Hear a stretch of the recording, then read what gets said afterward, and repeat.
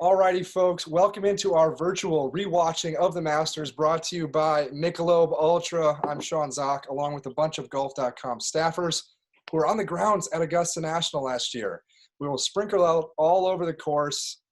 I was in the locker room. Shitnug was in the locker room. We had people in the clubhouse, on the grounds, all over the madness. We're going to relive that experience with everything that we remember, everything that we've learned since. Frankie Molinari just teed off on the 11th hole. Tiger is teeing off now. This is where it starts to get good. What a crappy drive by Frankie. I mean, talk about foreshadowing. That was a horrible swing. Have you guys watched this since then? Frankie is up by 2 strokes right now. He is 13 under. He just played just the stone cold front nine. And Tiger is 2 back. He's at 11 under. May I make a quick comment here? This golf ball that Tiger is about to hit, he's going to play this ball from here to the house. This is the first time he hits it all day, and let's see what he does. He's going to hit it from here to the house. And he sprays it so far. But that's unusual. That's a comment on the new ball that you can play it for that many holes. Yeah. Okay, so interesting. I wrote a small item about this spot on the golf course last year. A few guys. Phil was over here. Tiger's going to be here now. If you go far enough right on 11, there's this great angle in. It's a very kind of narrow shoot, but it's way better to miss way far right. It's one of those holes. It's way better to miss way far right than 10 or 15 yards right. Well, no, so you got a good look at the green and a great angle. He got an enormous big bounce. My friend Craig Dolch was standing right where it landed, and he said it ricocheted and didn't have to down the hill, and it went 20 yards farther than it might have otherwise. Yeah. I think 11 is so underrated. That right side, it actually provides one of the most fun areas, like Alan said. Tiger actually was in a lot of trouble in that spot in 2010. He ends up hitting this little punch that smacks a tree, and then he hits a ridiculous gigantic wedge onto the green from the middle of that pine straw area. It's a low-key, very fun area. Well, you know what's amazing is at this moment in time, Francesco Molinari is without a doubt the best player in golf. Yeah. By a wide margin. He's been on such a tear. He's in control of the Masters. Tiger's in the trees. Frankie's in the first cut. He's got a shot. But, it's just incredible how, when you think about how much he struggled since, and he's so woebegone, how much a career can be altered. Alan, that's all true, and I agree with it, but he's been leaking oil from the first tee, and something's going to happen here, and that's the thinnest 2-stroke lead you ever saw in your life. That's not wrong. I mean, his shots were a little hollow, Mike, I would say. They were just a little hollow. But remember what he did at Carnoustie and what he did at Arnie's event? It felt like this guy, regardless of whether he's leaking oil, it was plausible. It was plausible that he would make a bunch of pars coming in, add a couple birdies in the par 5s, and take away this event from the golfing gods, what they wanted to happen. And I would argue here comes Koepka. He was scuffling, but he was also saving himself. Big moment. It's Koepka on 12. I wonder how much he thinks about this shot. He just falls out of the sky. Yeah, he needs what? He needs 1 more yard before that thing actually stays up and is safe, and he might win the golf tournament. Isn't that more than a yard? It's more than that. It's more than that. Isn't that the look with every miss on 12? You always need 1 or 2 more yards. I mean, how can you be short on 12? It's just insanity. If the back bunker is not a great spot, you can at least make a 4. But to be short is just crazy. We've seen some people. Jeff Maggart made a 7 out of that back bunker by chipping back over the hole into the creek. So that's awesome. While I agree with you, there's trouble all over that place. There's no. You can always angle it towards the front bunker, and then at that point you're going to get up and down for a 4. But it's short is. It just mystifies me. Tom Weiskopf used to say at that hole when he would stand on the tee and the fans are right on top of you, and he'd say, "I stood there and I felt naked." That's good. Patrick Cantlay's entry into this golf tournament, especially considering he makes par on 13, is miraculous because no one was really aware of him, period. Suddenly, he's tied for the lead in about, 20 minutes or something. Yeah, so Cantlay shot 33 on the front nine, birdied 11, par 12, pars 13, and he's about to jump into the lead soon, that's why this thing got crazy. If you look at the leaderboard on Wikipedia, it's really big. It's not supposed to be this big. Most Masters are very tiny, but there's so many people involved. Did anyone in this group ever feel like Patrick Cantlay was going to win this thing? No. No, but don't you hold the suspension of belief for everyone? Like, No. just for everybody on Masters Sunday? No. I do the absolute opposite. Okay. But I would like to say this episode is brought to you by Roger Maltby, believer in Michelob Ultra's healing powers. Way to go, Raj. But Michael, this was a Sunday where nobody really stepped up and grasped it. I mean, I think Cantlay had as good a shot as anybody. It wasn't like I don't know. It didn't feel like one of those. It didn't feel like one of those back nines where, there was no obvious choice. What a shot Frankie just did here. Nobody was playing that well. Jesus. Alan, Yeah, well, I'm just switching my phone because I was realizing it was blocking the right corner, and that was the scoreboard and the scoring. So I got to move to the left side. Yeah. I'm struggling, but I'm back. Oh, no, I'm not back. So Frankie, how about that shot Frankie just hit on 11? Frankie could have easily hit that thing in the water. He took a pretty bold line, kept the water in play, which no one ever does. Pretty good. Yep. Incredible stuff. Alan and Michael, what's the strategy? You guys have covered so many of these. Especially a Sunday like this where you don't really. I mean, obviously, all eyes on Tiger, but you don't know who's gonna break out. How do you cover a stretch of holes like this? Well, I was walking with the leaders the whole round here, so I remember this very clearly. How about you, Alan? What were you doing? Well, so Michael was writing the game story, as it were, and I was in charge of a compelling sidebar. And as the round got deeper and it became clear that Tiger had a chance, I decided to kind of cover that from the player's perspective. So I wound up just hanging out in the locker room and the clubhouse pretty much for 3 hours straight. I was already embedded at that point and getting guys as they came off. And Michael knows this. Right next to the locker room, there's a little, almost like living room space, and where there's a TV and couches. And a lot of people float in and out of there, whether it's green jackets or it's players' families waiting for them. It's a compelling spot. So I was just kind of covering the reaction and the feeling in the air. That was an incredible shot by Tiger. By the way, that the window they had there and the lie that they had there to get that much hook spin, I mean, that he really looked at it. Absolutely perfect lie and a perfect window. And all he had to do was hit, to use the phrase, perfect little trap draw, not a difficult shot. The hardest thing about that shot is, do you guys remember how stinky that green stuff was? It's nasty. Fake mud, and you figure, everything's perfect at Augusta. It looks perfect on TV, but that stuff reeked, especially once it got wetter and wetter. It's like this green kitty litter. Oh, Poulter. Oh, Poulter. No. Oh, you hate to see it. I didn't remember that one. All right, so to catch everybody up, we've seen Koepka go in the water short. Poulter has followed him in the water short on 12. Tiger and Frankie both hit pretty damn good shots into the 11th green. And Tiger hit a little trap draw, like Michael said. We saw it with Shot Tracer, which is another new thing, a bunch of shots with Shot Tracer on Masters Sunday. If you're at the grounds, obviously you don't get that, but at home it's become a great viewing experience. Remind me who's playing with Poulter and Koepka. Yeah. Webb Simpson. Mm-hmm. And he keeps it dry on 12, correct? Meaninglessly, but yes. All right. Good for him. Yeah, Webb Simpson has made 1 bogey and 11 pars through 12. You just described Webb Simpson perfectly. 11 pars. We saw Finale play the front 9 in even. We saw Frankie play the front 9 in even. We saw Tiger play the front 9 in 1 under. I'm sorry to interrupt, but just a quick note about the shot that Poulter is about to play. The players never think they're going to get up and down here. I don't know why. I don't know why it's such a hard up and down. Describe what he's trying to do, Michael.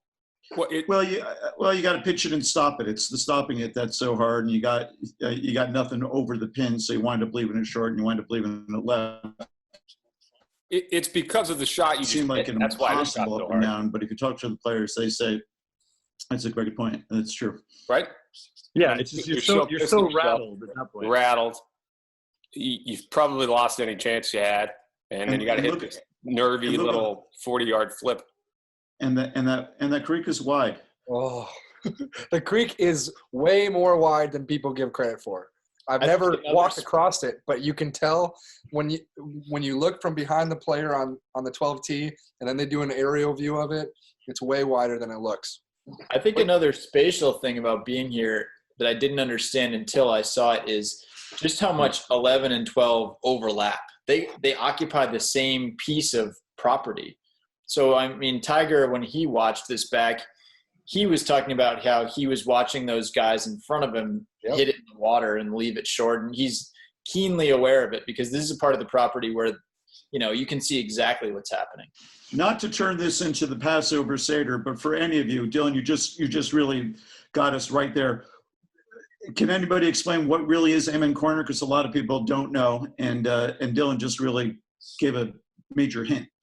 Well, it's sort of where the echoes rattle around, so it's got to be an actual corner, right? So it would be the 11th green, diagonal line over to the 12th green, and then squiggly back to the 13th tee. So it's the final shot on 11 through the first shot on 13, as I understand it. Perfect. I would say that's exactly correct. And if you look at a map, it really is a corner of the property. It's the lowest point on the property. Like there's some debate. All putts break to one part of Amen Corner.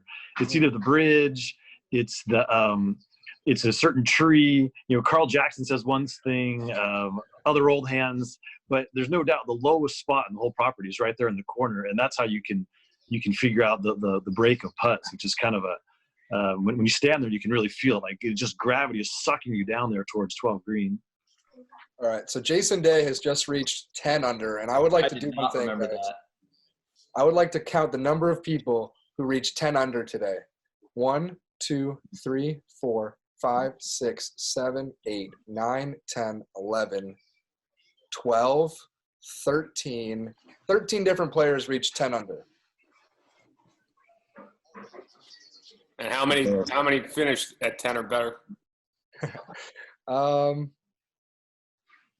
Probably 9 or so, but the winning score is only 3 better than that.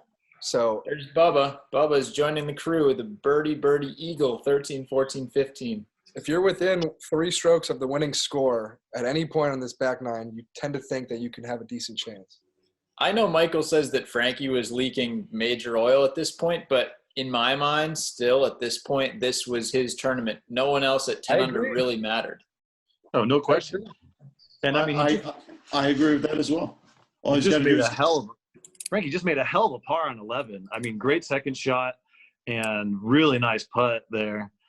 There was nothing to foreshadow the crack up that was to come. I mean, he wasn't striping it, but you didn't think he was going to make the fatal errors. The proof of of the accuracy of what Dylan just said is all he's got to do is keep his golf ball dry. Now that is asking a lot, but if he does do that, he is going to win the thing. So he doesn't have. You're right. He doesn't have to do anything exceptional. He just has to keep the golf ball dry. And Michael, you've talked to Frankie a bunch about this moment. Well, it hasn't happened yet, but in the lead up to this, does Molinari hit a poor golf shot on 12? Does he make a bad swing? Does he make a bad decision? Like, what happens there? He does it all. He makes a bad decision. If he could live his life over again, he'd hit a 9-iron, not an 8. He took something off of an 8-iron. And as you know, Dylan, even from the level you play, it's hard to take something off. It's easier to hit it hard. He should have just done what Tiger would do later, which is who had the honor. Frankie did. He should have just hit that hard 9-iron in the middle of the green. He tried to take something off the 8-iron. Tony Finau told me he caught a lot of tee. Finau said he could hear the tee. That means he hit it high on the face, doesn't spin as much, doesn't fly as far. And Finau said that everybody knew, meaning he and Molinari and Woods and the caddies probably too, that ball was wet. Even though it did pitch on the far bank, but it was still had no chance. I wonder how well players can tell from the tee that they've left it short. They know. Yeah. They absolutely know. They're total savants for golf. That's why everybody knows anything about golf doesn't believe anything Patrick Reed says about that bunker situation in the Bahamas, because they know exactly what that golf ball is doing and what that clip is doing. All right, so we made it 15 minutes in before we talked about Patrick Reed. Defending champion Patrick Reed. I mean, I have like a pit in my stomach, right? Like, we already know what's going to happen, but this moment is so fraught. This is, I mean, this is an epic moment in the history of golf we're about to watch. So Koepka made double bogey on 12. Poulter makes double. Double bogey. That putt never had a chance. Well, and you know what's funny is on the same line as – Go ahead. Oh, Poulter's putt is on the same line as Brooks's, and you know it's going to leak right. And it was like shocked. He just saw the putt. Like, come on, man. We were talking about did anyone believe that he wasn't going to win this? Did anyone believe that Poulter would win this? No. I don't think so. No. I'm not sure Poulter believed that. He just played the round. He had played the round of his golf on Saturday, and Tiger still beat him. Yeah. One other spatial point here. One cool thing about that Amen Corner area is it's just one continuous fairway that goes from 11 to 12 to 13. So it's at least triple wide. It's really more than that because that 12th hole is so wide. But that's probably like a 300-yard continuous strip of fairway, which really just makes this all feel like one piece of ground. That's a cool shot of Tiger watching everyone just bumbling around up there. I grew up mowing lawns for work, and I would love to mow the stretch of Amen Corner, that fairway you're just talking about. I would love that. I stuck around.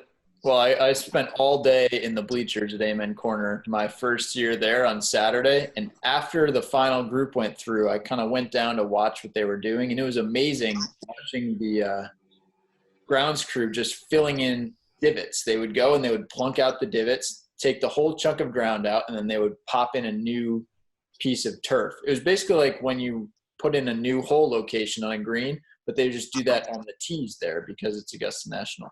Yeah. Infinite turf. Oh, Frankie, you chose the wrong one. You just pulled the wrong club out. If only he could hear you. Put it back. Get the 9. Let's see if Don't we can ruin tell. it, man. You're a second ahead of half of me. If you don't know what's going to happen, Alan, I can't help you. I'm sorry. It's so weird to think, for the person who's new to golf, that Look at that 8-iron.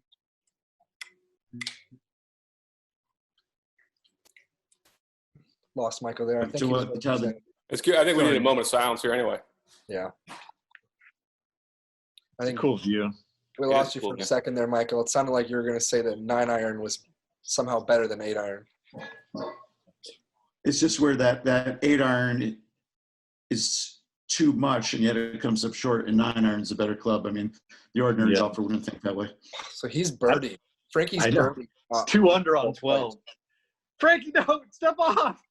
Change the club. No, Frankie. Such a good shot. Got a lot of teeth. You could tell it's tailing right there. Woo! Oh, he came up like 4 yards shy. Oh, easily. Not even close. I'm not. He hit it on the safe line, too. He hit it a little bit left. Is there any shot in golf where you have that many spectators directly behind you? Probably not. Maybe at a Ryder Cup. First tee at the Ryder Cup. Yeah. Frankie.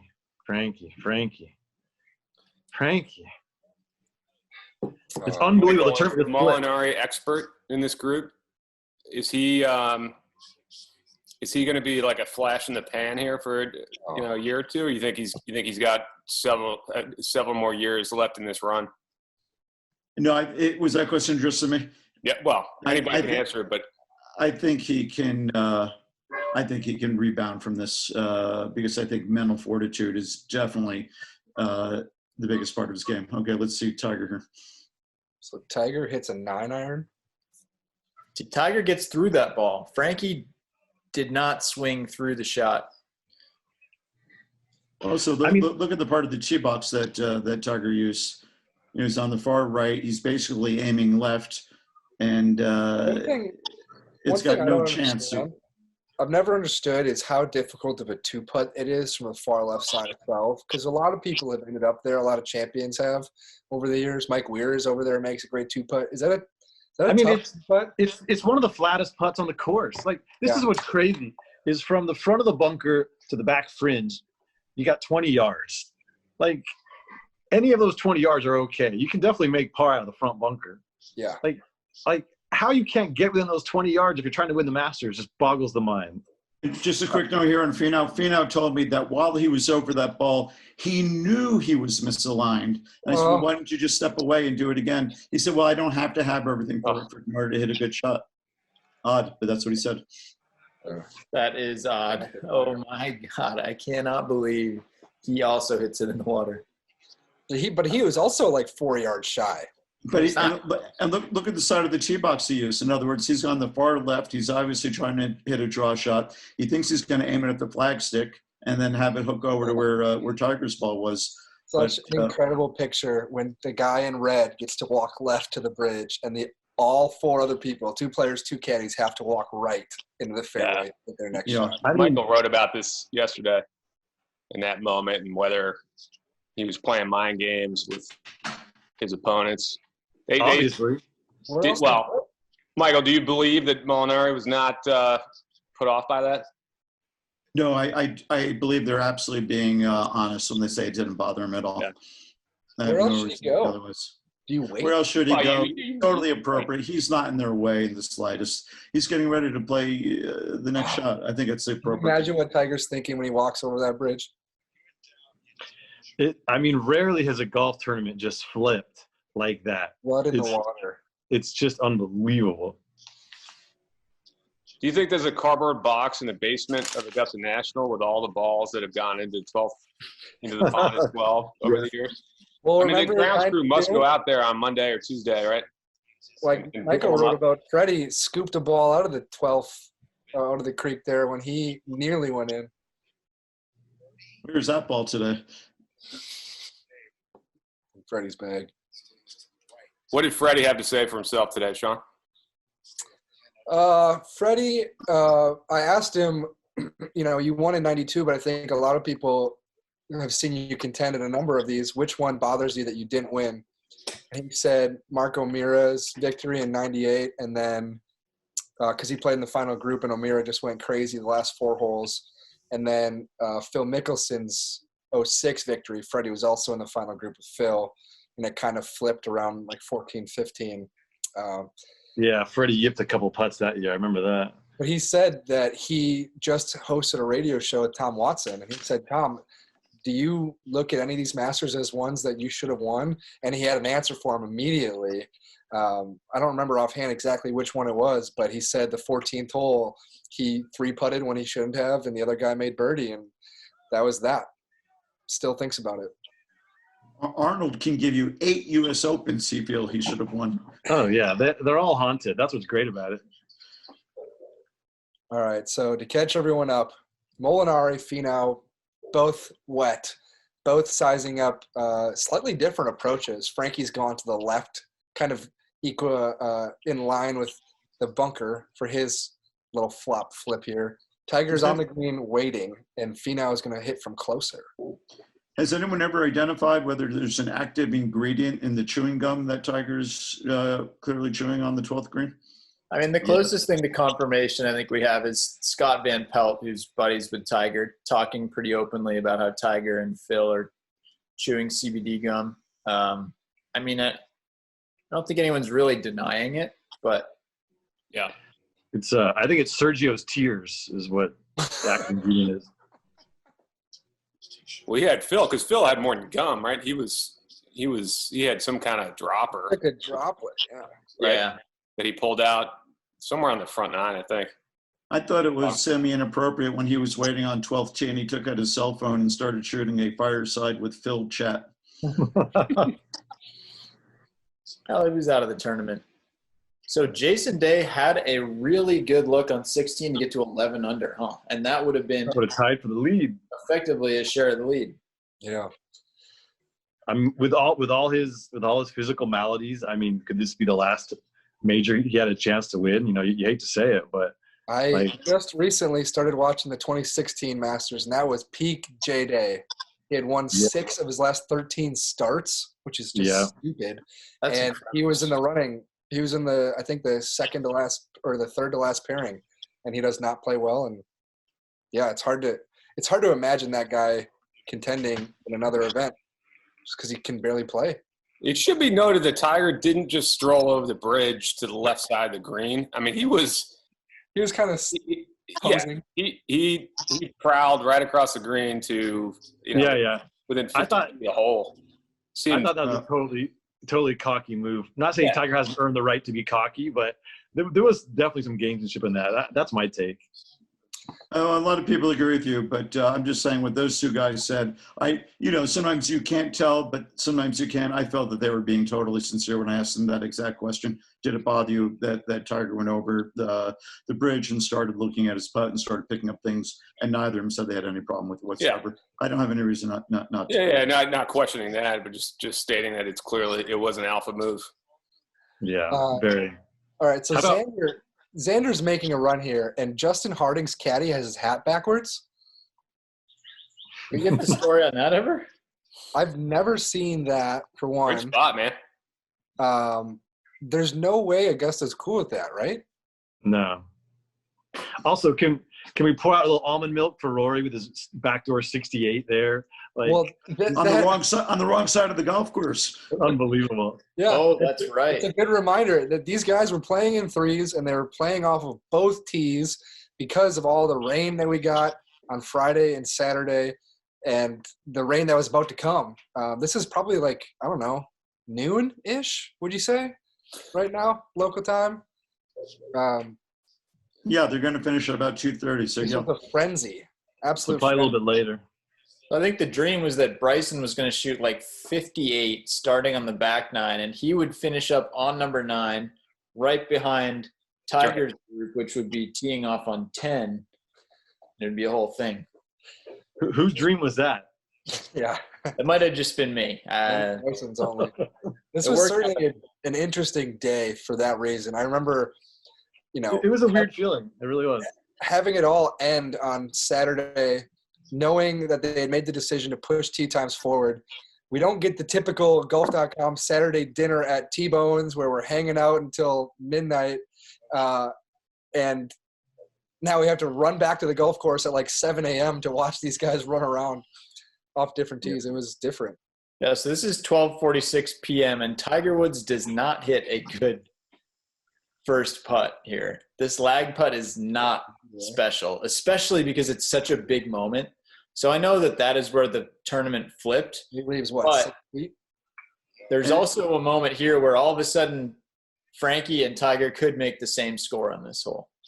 Yeah, I love how he's talking to himself there, but it shows you how nervous he must be. I mean, it's uphill and left to right, and all you have to do is hit it hard enough. Except for that, when you're nervous and trying to win a major for the first time in 11 years, it's impossible to hit it hard enough. So, shows he's a human being just like everybody else. Xander's caddy flipped his hat back. No. It was Harding's caddy. Oh, it was Harding's? Yeah, Justin Harding. Who? I'm not sure what he did today. Oh yeah, he started the day at 8 under. 3 behind. I mean, if Molinari saves bogey, it is so monumental. Oh my gosh, what a great pick. I was about 40 feet right of where that kid was. Did you have a good view? I had a good view of the ball and the follow through. And maybe the top of Molinari's head, but I couldn't see his body language. But I heard people cheering around me, and it really was a sick feeling because that is definitely not what the Masters is all about, cheering for someone's misfortune like that. Yeah. As well as Frankie had been putting, and as Tiger had been a little bit sketchy on the short putts, I felt like there was a pretty good chance that was going to be a flip. Even on 11, Tiger's 3-footer, like he rattled it in the very. But Michael, that's such a great detail. I mean, that just tells you, how much everybody on that property was just aching for Tiger to do this thing. And it was like this just aura of disbelief, especially after this flip-flop here on 12. Yeah, I mean, and it's interesting. You felt it in the media center. You felt it on the everywhere else. Like, it was, holy shit, Tiger could win the Masters. And as we're going to find out in a few holes on 15, it's still tied. You would think on a logical basis, either could win, and Tiger's going to win. And Nicholas said that he knew right here that Tiger was going to win. Wow. Well, this putt right here, you want to win the Masters, you got to make this putt. And Koepka missed it, Frankie missed it, Finale missed it, and here's Tiger. Do or die putt on 12. Bang. It's just that simple. You want to win the Masters, you got to make those putts. He takes that break out of it. Frankie's putt barely made it to the hole, and you saw how much it snapped. Tiger's stayed in the kind of right center because he hit it pretty hard. Yeah. So there's a three-way tie at 11 under. Tiger, Francesco, and all of a sudden Xander's tied for the lead. We got a bunch of dudes at 10 under. Did you see the raindrops? Yeah. I saw the first when Finau's ball was trickling into the water. Yeah. All right. Should I share it, Dylan, or no? What do you want to share? You know what I want to say. Oh. Well, we had our first Phil Mickelson sighting. He's playing with John Rahm. What do we know about John Rahm, Sean? Well, he almost makes an ace. And from within the same group, Justin Thomas is about to make an ace. And I don't think this is a popular opinion among the people in this chat, nor is it a very popular opinion among the golf world. But I think that for the modern day, modern players, modern masters, I think that this is a poor hole location on Sunday. Oh, no. It's like mini golf. It's totally cheese ball. They Oh, gotta put you're that, right. Yes. They got to put that flag back right. You have to hit a proper golf shot. Thank you. They used to have them there. It's so tacky. I'm out. Give me a new hole on 16. People love the idea of aces. Put it there on Saturday, moving day. It's a great spot to put it. Wow. You got to do something to keep the left-handers from winning this tournament every year. I say keep it where it is. Oh. It's brutal for Phil. What would you say is the size of that target on 16 to catch the slope? I mean, we'd see guys held it. If you don't hit it far enough left, you get stuck up on that shelf. Yeah. No, you got to hit a shot. It's not like every ball funnels down there. No, correct. If you're hitting a draw, it's so nice. Yeah, you have to shape it properly. If you hit a nice high draw, you probably have about a 5-yard by 5-yard area where it's going to come down the hill in pretty good shape. All right. But this shot by Cantlay is insane. Is that Patrick Cantlay's music hearing coming on here? Cantlay is on the 17th fairway, just right at he's playing the 15th hole. He hits the long draw with his second shot, and it rolls out toward the hole, far left, great pin location. Rolls out to 15 feet. He's got a chance to take the lead. It's a great shot, but you know what? It's a 7-iron. Give me, Jennifer Kupcha with a hybrid. Then I'm impressed. Okay. Fair. I mean, come on. I totally. Michael. Okay. Michael, tell us everything you know about this tee shot by Tiger Woods on 13. Well, watch his right foot. It's he's teeing up. Look how hard it's draining. It's elevated. It's mushy there. It doesn't drain well back there. And watch his right foot. Left here yesterday. Watch his mouth too. Now that black line is a shadow of the yellow line. That ball is dead left. And look where it finishes. So we deduced as a group that he cussed, said his foot slipped, and somehow his ball caromed off of one of the branches very high. Look at the gum flip. He's got the red ass bad. He got away with one, and he hates getting away with them. He just wants his good shots. That's what you just said is what the cameraman thinks. It's really hard to know for sure, but Finau, who's standing right there under umbrella, you can't see him now, but he was there just a minute ago. He said it was fat and it was off the toe and it was going dead left. Maybe not fat. Maybe not fat, but definitely a toe hook and going straight left. And what would explain the fact that it finished in the middle of the left side of the 13th fairway, except for somehow caroming off a twig or something. I mean, when you look at the pro tracer of it, shot tracer, it's hooking hard. Going left, yeah. Shot tracer and all eyewitnesses would have to be correct. Yeah. Or else Great. it's something.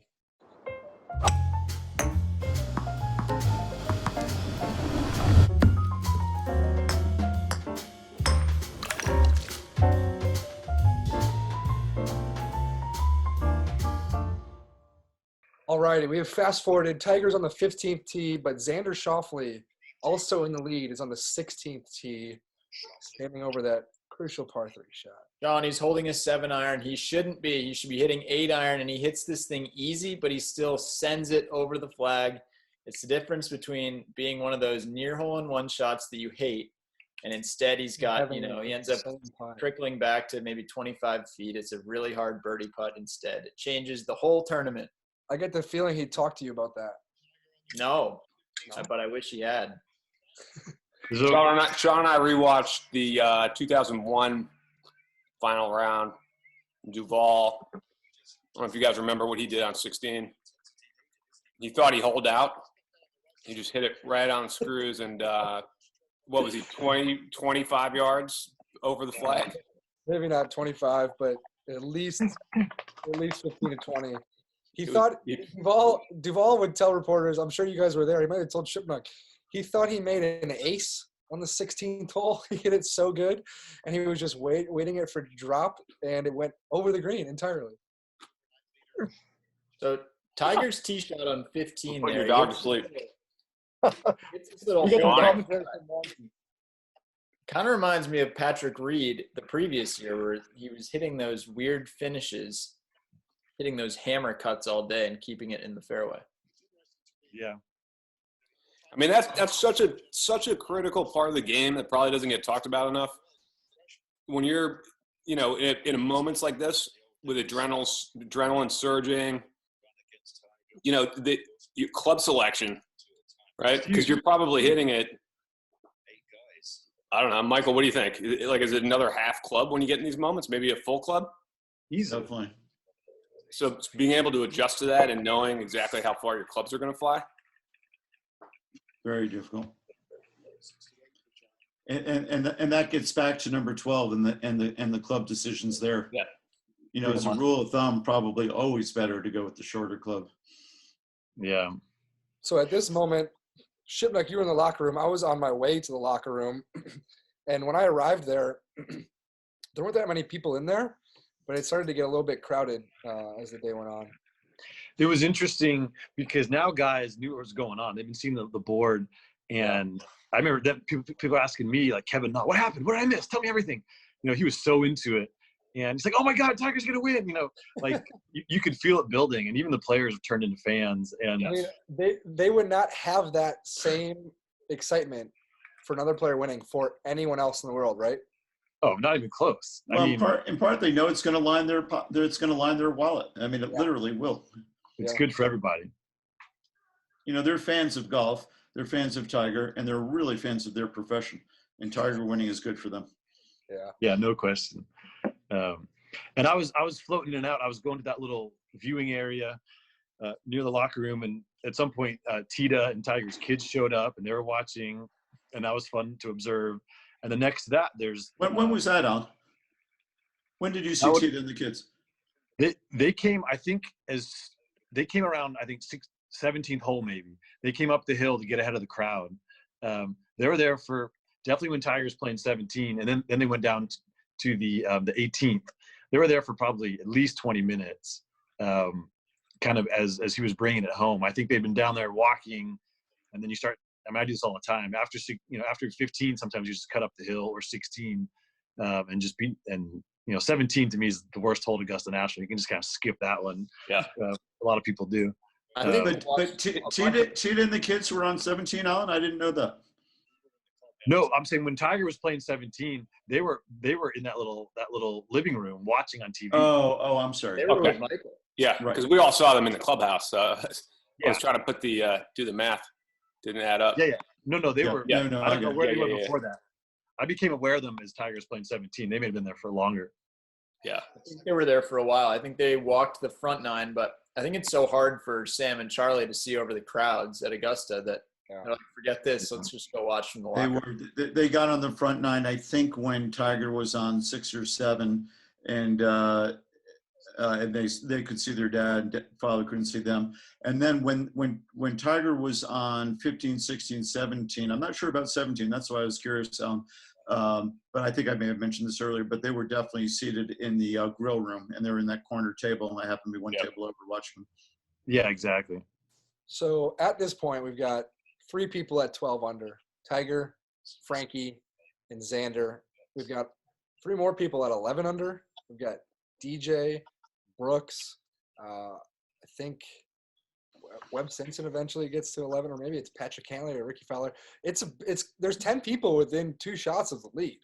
And yet we all knew Tiger was going to win. It still was this feeling of inevitability. Like, I don't think that's true. I really don't. I agree. I think everybody wanted him to win for obvious reasons. I don't remember having the feeling like this thing's over, Tiger's going to win. Because, times have changed. It's not like it was an automatic. If Tiger was in the mix on the back 9, it's not automatic anymore.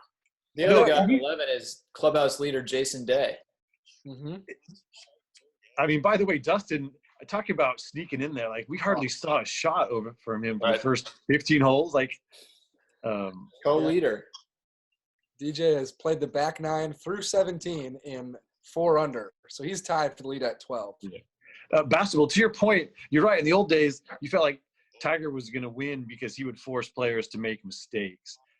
This was different. This was not the intimidation. It was more like the poetry of it. Like, here it was. He's put himself in position.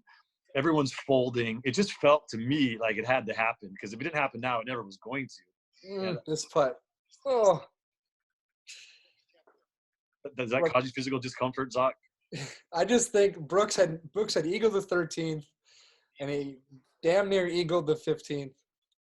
Yeah. His 2 shots into 15 were a reminder of why he does what he does in majors. Oh.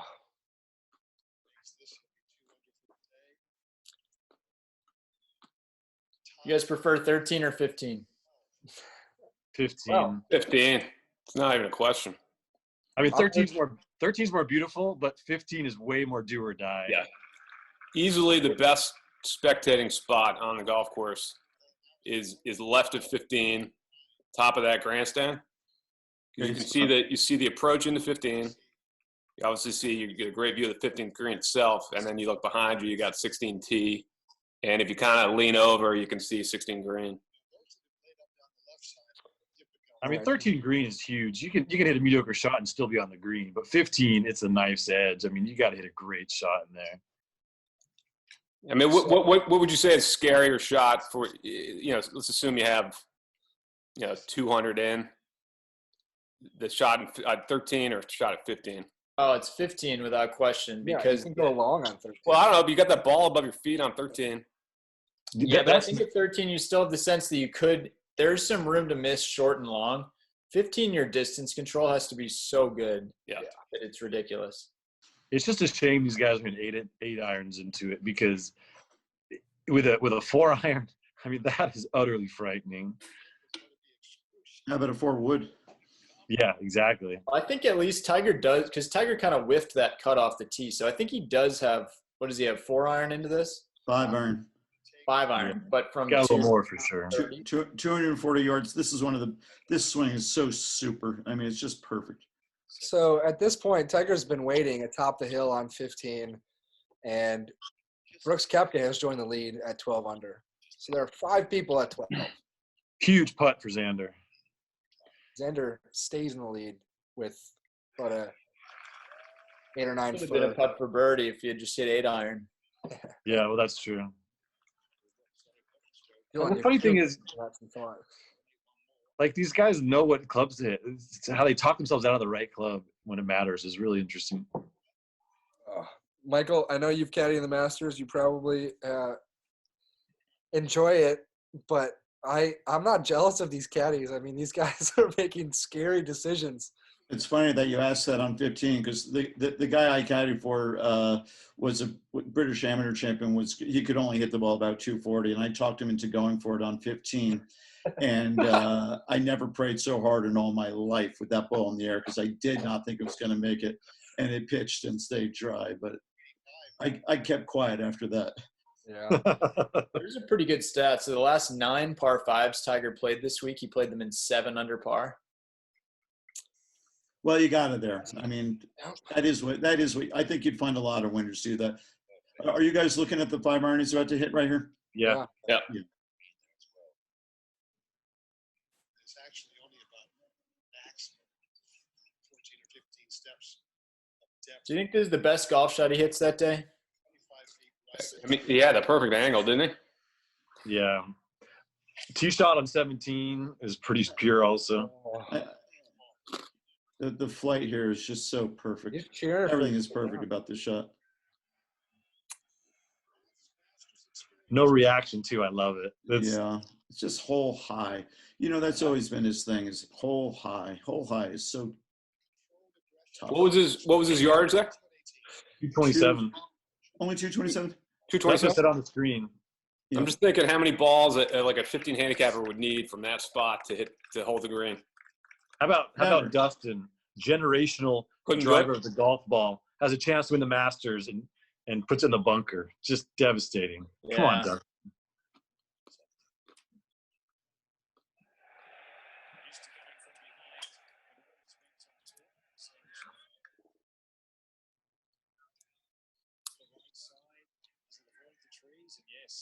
Mm. Monty Leader. That waggle is so telling. That's what they want to do now, Dylan, isn't it? They want to take a little up and outside. Mhm. Nobody's really low and inside anymore. Cover it. Brooks with a 9 iron on 16. Now Tiger- that's a crappy shot. Yeah. That's it there, yeah. I mean, if you get a fan at 25 yards right, then that's what happens. But That's what I'm saying. It's not that easy a shot. You know, especially you're hitting the draw in there. You're kind of worried about overcooking it and put it in the pond. No, my complaint about that whole location is just that when it delivers aces, that's what everyone loves it for. It's the same ace every damn time. It's the All right, ball- wait a minute. We've got the shot of the day here. Poor Francesco hitting wedge, and you don't see it on the telecast. You don't see it from this spot, but then it hits a pine cone, one little pine cone, and it falls into the water. unreal. It's why the patrons are so crucial to hosting a Masters that you televise, is they tell you Right. exactly what's coming. But you know what, Dylan? He may have hit that pine cone, but based on that divot and the lack of speed through that swing, he duffed it. He fatted and he duffed it. Pine cone or not, I think that was a bad shot. And how about the second shot to put himself in that position? I mean, He rushed it. it's a bad drive, but okay, give yourself a good shot, still make a birdie, but hit a horrible second shot. I just wonder, is this guy like Michael said he rushed a decision and he was fatting a shot, whatever. This is the guy that just conquered Carnoustie and Tiger at Carnoustie, Yeah, I feel like he had as much house money as anyone. but Tiger was still a little diminished. He made those mistakes on 10, 11, 12 at Carnoustie. He still hadn't won yet. This was pre-tour championship. Like, Tiger was just on his way back. That's true. Yeah, I mean, the ball obviously comes off higher than he wanted there. Maybe he chunks it a little bit. It's definitely not the contact or the ball flight that he wants. But Well, that divot's so deep. It looks He doesn't terrible. want to be there. He shouldn't be hitting from there. That's my take. You should Yeah. never have been in that spot. What a photo. I mean, this shot. That's scary. That question I asked you earlier. This shot's even harder. If you gave me a large bucket of range balls, not sure I hit the green Finau one. intimidating him? huh? Is Finau Yeah, I mean, intimidating him by being in Yeah, front? aiming for the left side of the green. I mean, what club did Finau have there? 9 iron? I mean, that's ridiculous. Mike Davis, that's ridiculous.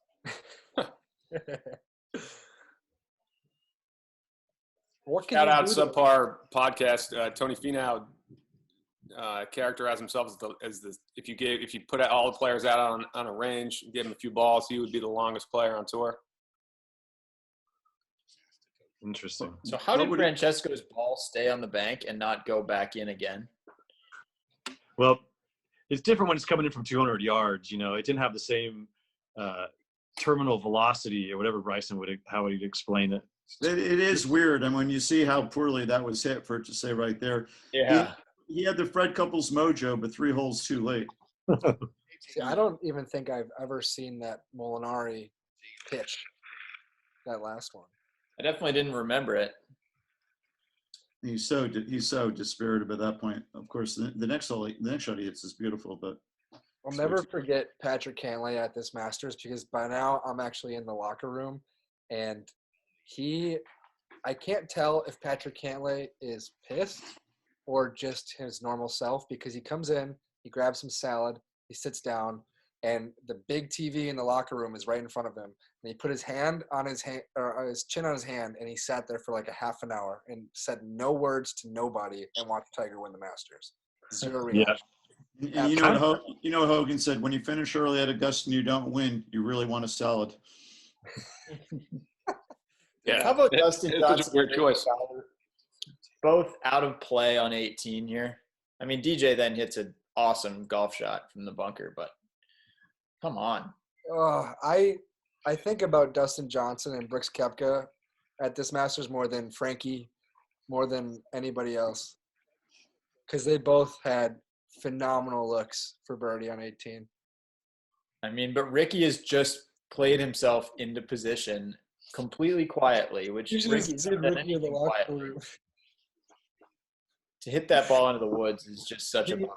The cliche that we talk about Ricky Fowler being happy for other players, if you could only seen how happy he was in the locker room at Tiger winning this Masters. You know what? Good for him also. Credit to him for that. It's true. What do we got, 30 feet? Oh, longer than that. 40?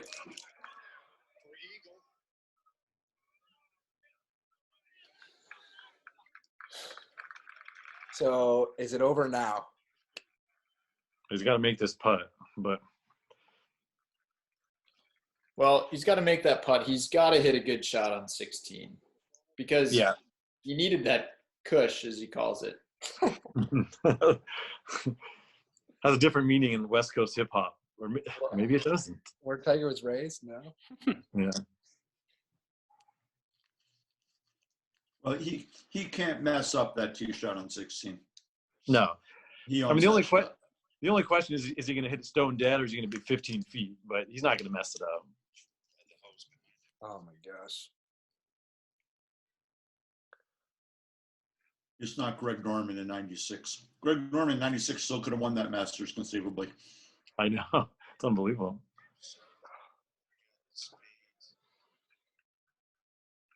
Poulter has a sneaky good Masters record. Yeah. Let's hear it. Five top 15 finishes. Has he ever won it? Let me check. No. Does he have any top 5 finishes, Alan? Yeah, he finished. No. He finished 7th in 2012. If you don't have a How top about- 5 finish, you don't have a good Masters record. And How about 6 and 15. how about Yeah. can we just pause Alan, and say it because I want to say it too. Frankie just hold out with his wedge? Wait, I missed it. Is there any more I want to get out of here moment than Frankie tapping in with his wedge and then pulling the pin on 15? Like, if he could have, he would walk right to the airport, right off the 15th green. Oh, Wow. God, I'm wasting time looking at Ian Poulter's stats, and I missed the moment of the tournament. Get the out of here. Ridiculous. Ian Poulter's top 15 finishes? Someone Yeah. disconnect Bastable's feed. I'm sorry, Basketball. I can't believe you said he had a good Masters record. It's sneaky good. Difference. Dude, that's 5 top 15 finishes. I don't think Alan, I don't think you want to double down on this whole thing. Let's just move on. all right. How about Tiger's tap in here? We don't see quite like a straight on angle, but we see the ball kind of pop up as It's got some rattle. That's because he hit the cup on the other side. I don't know. So Tiger, 13 under, one That clear of thing's everyone perfect. else, in the lead by himself, walking to 16T. Who's behind 16T, Dylan? Well, that lady in the clothes and also the greatest Olympian of all time. which is more important? Greater than Justin Rose. Is that Michael Phelps waving his hat at Tiger as he walks to the tee? It might not be him. You know what? Yes. I love that look of Tiger walking off of 15 green because he's so self-contained and he's so inward. And there's just an intensity and a stillness. And I've seen that out of him in person a bunch in his heyday. And, you know, the whole place was going crazy at this point. Like, you feel the energy at Augusta like few other places. And all around and people are losing their minds. And Tiger just maintained that tranquility, and it was impressive to see that. I mean, look at this leaderboard. You literally have the best golfers in the game, Rory McIlroy accepted, and they're all within 2 shots of the lead with like 2 holes to play at Augusta. It's crazy. Wow. Dustin Johnson with such an uninspired putt here. Yeah. Oh, hey, you got it within 2 feet of the hole. Come on. Did not reach the hole. Dustin Johnson on his 20-foot birdie try. I mean, here's Dustin the chance to win the Masters. Blows it in the bunker, leaves the putt short. Right? I mean, Clubhouse leader at 12 under. Birdied 15, 16, 17, but What was the worst putt, that one or the one at Chambers Bay? Chambers Bay. yeah, that was a tough spot, though. I've stood on that green. It's not easy, and it was bumpy. Yeah, you can't blame the greens at Augusta. That's the problem. Exactly. Show of hands. I mean, he's got to win a Masters, right? Been saying that for 10 years. Huh? no guarantee. You're We've Alan been saying Bassel, you're kidding, right? Are you not kidding? Do I look like I'm kidding? He Well- will not win a Masters. No. Really? I don't think so either. Wow. Basketball. Listen to these Hall of Famers who have not won a Masters. Johnny Miller, Tom, Ernie Els, Lee Trevino, Greg Norman. Like, does Dustin have more game than those guys? All the really good golfers of all time who weren't gifted putters do not win a Masters. I'm sorry. I thought think you knew that. DJ Well, probably qualifies as that, huh? I think he's Whoa. probably got more game than Mike Weir and probably Trevor Immelman and He Zach came around for Johnson. a long time then.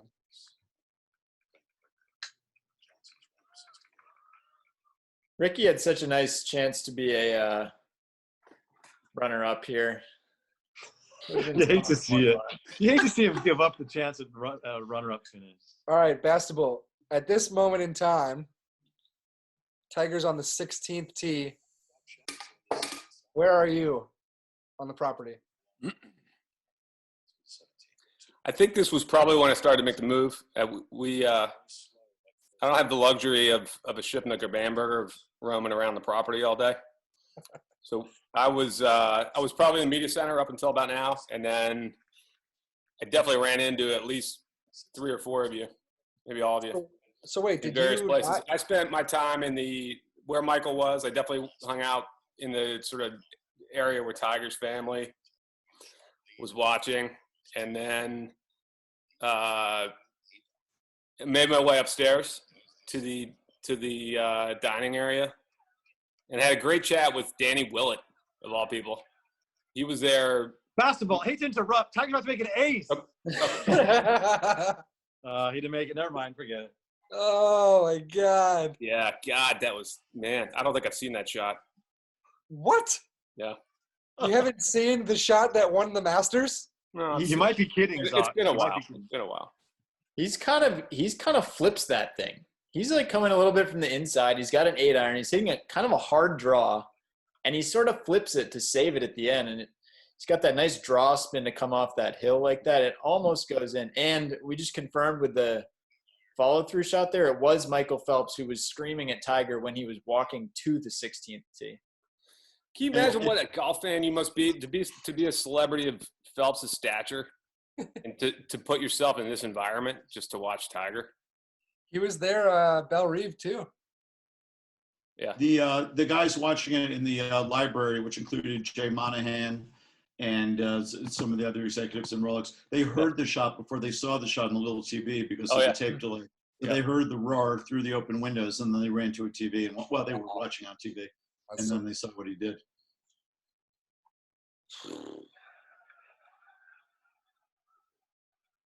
and Say it. Tiger's muttering, "Come on, baby, come on, baby, Come on, come on, baby," or maybe just "Come on." We should actually make a hip hop song with just those lyrics from Tiger talking to his ball. Oh, Finau hit some nice golf shots coming down the stretch here. It's amazing. That swing's amazing. just like, I wonder, whenever I watch all these old Masters, I think about who's playing with each other and who's paired with each other. If you could choose anyone to be paired with Tiger to maybe hold him off better than Tony Finau, I would have put Frankie in Well, there this time. I would have put Brooks Koepka on that group. Dylan, how does Tony Finau swing so short and so fast? How do you do that? I wish I knew, Michael. My swing's longer and slower, so. It's like Rom too. It's just incredible. Yeah. Who is this lady? And where can I get her? Where can I get her? Where can I get her glasses? I don't know, but as tough as it was for Frankie to hit 2 balls in the water this back nine, he could have hit 4 at least. I mean, his wedge on 15, his final wedge should have gone in the water. That tee shot on 16 should, 50-50 go in the water. Good point. Really good point. And 11, actually, for that matter. That ball could have gone in the water. That ball could have gone in the water. I think what you're saying is every shot that could have gone in the water might have gone in the water. Every time Frankie reached a body of water at Augusta on Sunday, he threatened it. I got to put on my pizza love hat here. It's getting too scary. Too exciting. Over top of it. Wow. Can you explain your pizza love hat, Michael? Sorry, guys. Oh. Fair. It's a good drive by Brooks. That tee shot on 17 is so awkward. I know. I'm amazed anyone ever hits that fairway. And of course, Tiger made one of his best swings of his life there. But I've never played the course. Who knows if I'll ever play the course? The 17th hole is I know I will make a double bogey there. Can I ask a question? Why is 17 without the tree? Why is that considered such a hard tee shot? well, it's just so long. It's semi-blind. You can't really see the fairway you're hitting to. It's a tough angle. The fairway starts to slant away from you, and it's just narrow. And it's the first hole of the Masters. So. Doesn't play narrow though. It looks narrow, and it is kind of blind. I understand that, but why can't you just pick something on the horizon and like you're in Scotland, just hit it as hard as you can at some distant tower? You can, and I mean, I think there's also it's such a horrendous green that he's like, if you don't hit the fairway, you're really in bad shape. There's just a lot of stress on that tee shot. Well, that's true. You don't have a second shot if you don't hit a first shot. I mean, I feel like part of the problem with Augusta National, if you're going to be a critic, is that 17, 18 are kind of bad holes. It's a letdown finish for me. I love the start of that sentence. Part of the problem with Augusta National. Yeah. The tee shot at 18 has some drama. Yeah.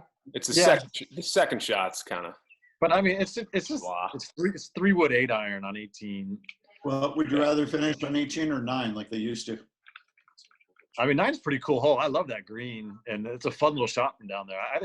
I think 9 is a better hole. Well, I think 9's a better hole too, but I don't think 9's a better 18th hole. Yeah, 9 would be a funky 18th hole. So those guys are hitting wedge into 9 at this point, right? Yeah. Any par 4 like that, it's in between. If you don't drive it well, you got no chance. I don't know. It's a harder second shot, though. Definitely. Wouldn't you say? 9? It's so easy to spin off the green, especially that flag's up front. Yeah. I mean, I'm not a huge fan of 14 either. Really, it's like there's some turkeys on the back 9 at Augusta. Francesco goes from tapping in with his wedge on 15 and then just goes with the one-handed kind of just rakes it in.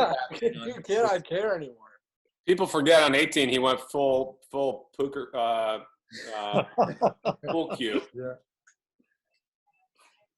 Overlooked moment. Look at that 4 he made on 13. That was pretty strong. So at this point, I'm inside because I am responsible for having the gamer ready to go for that moment when the final putt goes in. So I'm kind of pre-writing this at this point, feeling pretty assured that, okay, Tiger's probably going to win this thing, but nervous that something is going to change. And I was nervous all the way until that last putt dropped that something's going to change and then none of this is going to be true at all. Yeah. At this point, I would be in the locker room sitting next to Martin Keimer and Martin Keimer's brother. Martin had taken off his shoes, cracked I think it was a Coke can, and just sat there and watched. A bunch of people were cleaning out their lockers. They wanted to go to the next event, which would be the RBC at Hilton Head. They were getting ready to buzz out of Augusta, and Keimer was like, I'm staying here. He was still playing next week, but he's like, I'm ready to watch history. That's what was so great about certainly as a reporter, the scene was so joyful. Everybody wanted to talk. Yep. It was they were almost coming to you like, what do you guys need? Except for one guy, McIlroy. I got him in the locker room. He's like, I don't have anything to say about Tiger. Really? Wow. Yeah, it was interesting. I think it was his own disappointment and he was in a tough place still from the Tour Championship, I think. Yeah. I mean, just perpetual disappointment at the Masters, all of it. So Tiger with 3 feet on 16? If that. Buried it right in the middle, birdie on 16. Hammered it. 2-shot lead at the Masters. To his credit, he was hammering those short putts on the back nine. He was. Now, how about this self-talk he gives himself right here, where he's actually remembering the year that he beat DeMarco and he went bogey to force the playoff, and he's thinking that 2 shots is not enough. You've got to hit this 2-shot and play. You can still screw up this thing up. I mean, nobody else is going to have that kind of self-talk. That's something that not a lot of people remember about the 05 Masters. You see the chip, you see the ball tumble into the hole, and the guy makes bogey in the next 2 holes to go into a playoff. It just doesn't really line up with the narrative. It's not, it's sort of counter to what we think about Tiger Woods. So I think it's – Well, and that's the same thing. We just watched the 2010 Masters, and Phil's epic shot from the pine straw is followed by a pretty poor putt. And he doesn't make the eagle putt. He makes birdie, but we remember because they win. It might be good. It'd be a good little listicle there, Sean. Sort of the worst putts after best shots. Probably a lot of them. Like the Pavin 5-wood at Shinnecock. Yeah, that's 95. Yeah, that was a bad putt. Yeah. All right, so I definitely remember watching this with Alan Shipnuck, and I was pretty impressed by this tee shot. Tee shot at 17 definitely stuck out. How high this thing goes. It's one of the best swings I've ever seen him make, and I think he later said it was his best swing of the tournament. Yeah. It's just pure. He said it was his best shot of the year or his favorite shot of the year. Yeah, Medina, Doug Ferguson asked him, what was your best shot of the year? He cited this one right here. I mean, he's got the tee out of the ground for its apex like that. That was beautiful. Oh, so good. Oh, that's wild. Our bathroom. Oh, Frankie. That's wild that would be considered such an intimidating. I think it's got to be the memory of the tree. I really don't understand it. Sure. I think, it's just, I think what Alan said about the fairway feels like it's sloping right. It's probably doesn't slope as much as it feels like it looks well, like. You're going to hit it into that hill, and it's not going to do anything crazy when it gets on the ground anyhow. Yeah. I mean, you're trying to get over the crest of the hill. I'm not saying it's the hardest fairway to hit but where it comes in the round and like even from there you can have tree trouble depending. It's like one of those holes where you can be on the edge of the fairway and still have to bend it around a tree. And you kind of know that you need to hit the fairway there to have any chance of getting it close. See, not to call Nicholas here, but I mean, with that tree there, oh, what's he doing there? With that tree, without that tree there, what do you have to do? You just hit a hard fade. Hit it as hard as you can, really. But anyway, what do I know? What did Tiger just put in his mouth? He's just drinking some kind of energy drink, right? Yeah, It's Monster. It's got to be Monster. It wasn't. I don't think it was Monster. But didn't he just pop something in his mouth before that? One thing about this, I remember I was starving because everything started heating up. When they made the turn, it was like, around noon, hadn't had lunch yet. And they were just riveted by what was going on. You should have had the locker room spread. Well, I mean, I nabbed a few things for sure, but it was – you got to think about those players out there. I mean, Tiger started his day at, 3:15 or whatever. I mean, I'm sure some of them are running on fumes at this point. All right, Xander Schauffele also in the bunker on 18, left of the fairway. He hit the old double cross off the tee there, and it's just such a bummer because another guy that could have put a lot of pressure on Tiger. Tiger playing 18 with a one-shot lead would be even more fun. I totally agree. If you look at photographs of the 18th green, there's a Masters champion in probably the second or third row as Tiger's putting out. Can you Stadler. Walrus. Stadler.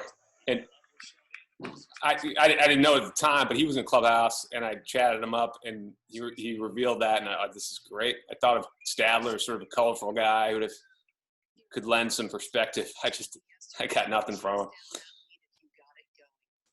But there's a great photo. He's sitting there like second row as Tiger's winning the Masters. Well, the year that Sergio won, Matt Kuchar came down behind 18 with his two young sons just to watch the 72nd hole, and he's a lot of these guys are fans at heart, and it's such a fun atmosphere. I don't think they're going to do that at the Greater Hartford Open, but at the Masters, why not? As you knew what you had to do coming in, and now that your job is done, what does it feel like? Yeah, it was a good day. What do we think of cutting to a DJ interview? Do we want 2 full questions with DJ here? It's a really bad choice. I mean, This is the first interview, right? They didn't do any other you interviews? already said there, though? He said you can hear the difference between a roar for me and a roar for Tiger. Yeah, that's not bad. No, and guys it happened to come at a decent time where guys are walking to their shots. He didn't miss a ton, but He's the one guy in the field who won't say something fawning about Tiger, which I admire about him. boy, if Brooks could just make this putt. It would have been so on brand for Brooks to ruin this Masters too. I'm surprised he didn't, honestly. Hammered that putt through the break too. Yeah.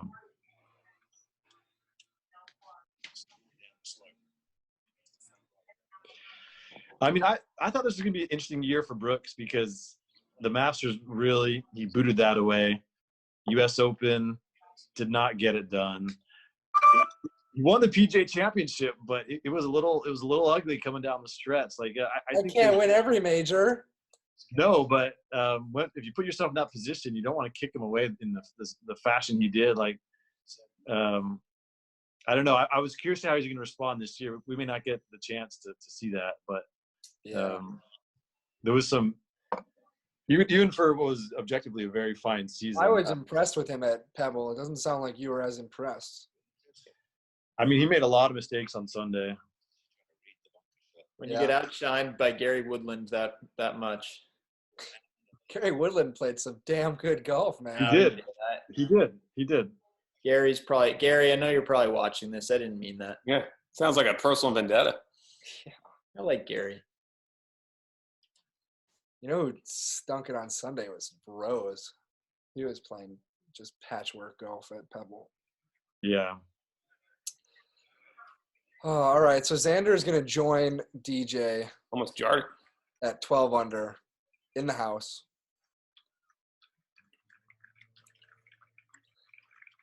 The last prayer for anyone to really beat Tiger is Brooks.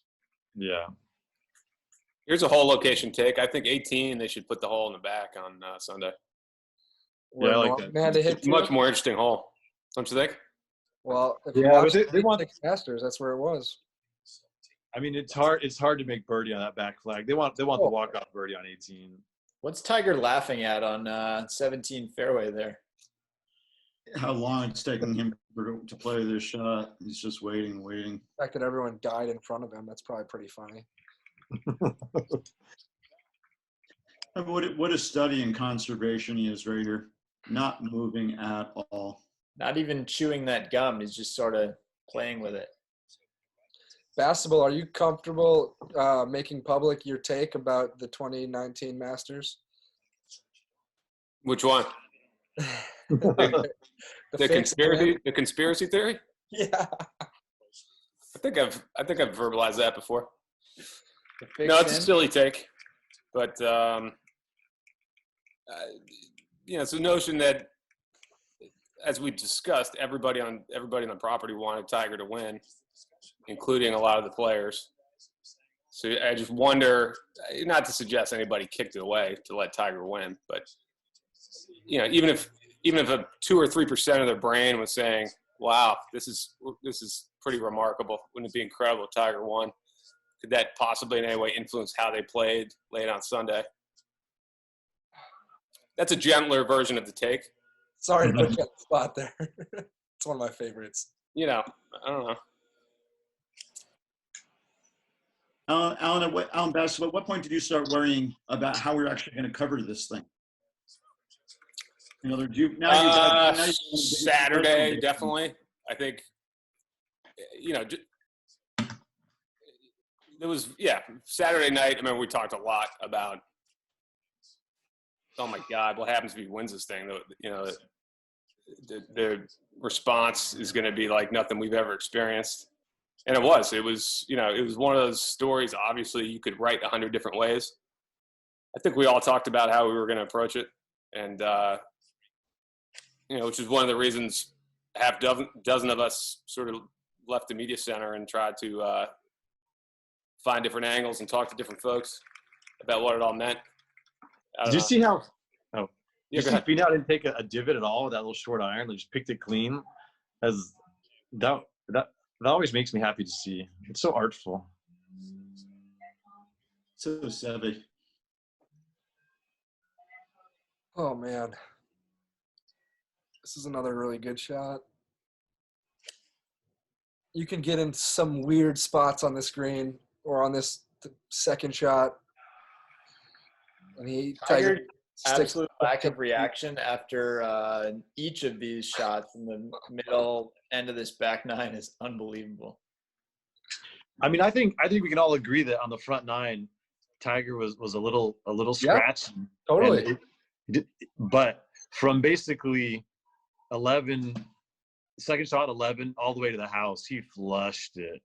He hit just good shot after good shot. He hasn't missed a shot the entire time we've been watching this. It's true.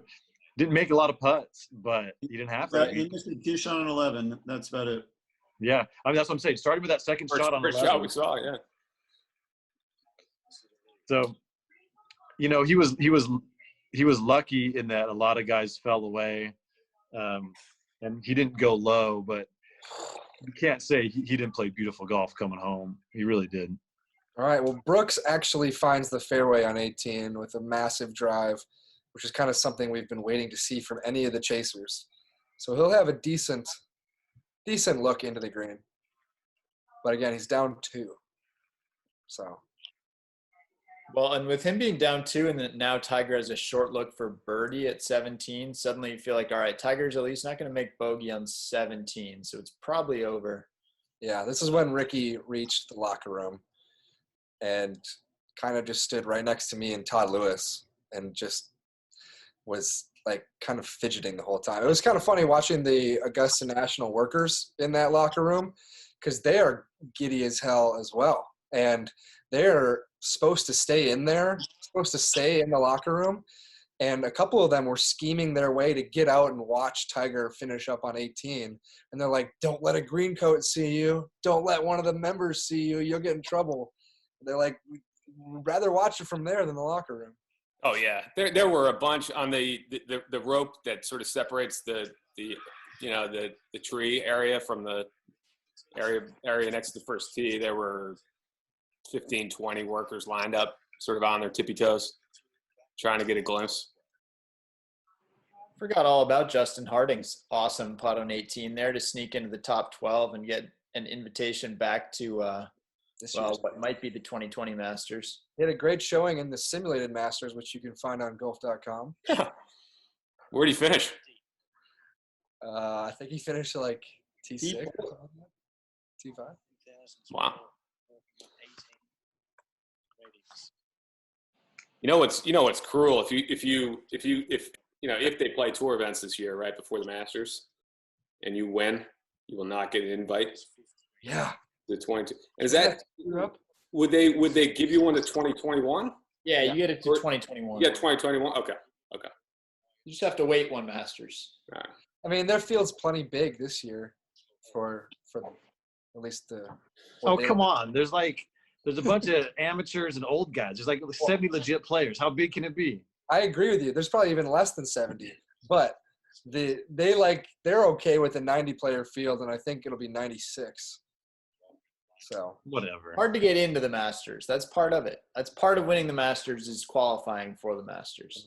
but I'm with Shipnuck. It makes for about 65 people that can actually get it done. Yeah, no, at the most.